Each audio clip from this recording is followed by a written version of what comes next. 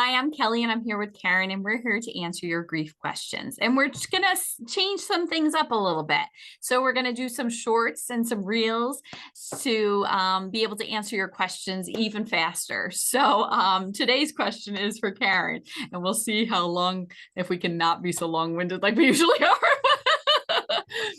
What are 3 ways to build emotional resilience while grieving? Okay, good question. So, a couple of things we talk about is mindfulness, trying to stay in the present.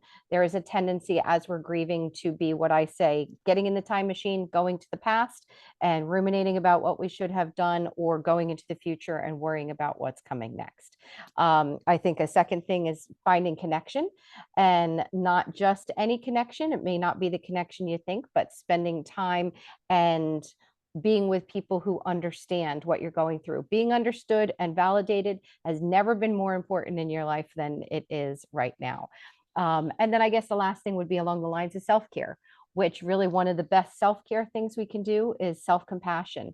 Minimizing expectations, not trying to compare ourselves to how we used to be, just being very honest with ourselves about where we are now and giving ourselves permission to be there.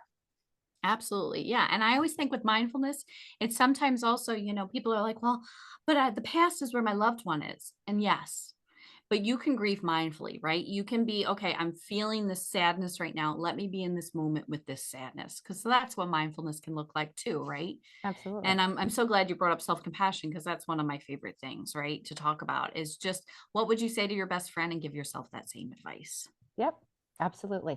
Hardest thing to do is to give yourself that grace, but probably Mhm. one of the more important things to build resilience as you're going through your grieving process.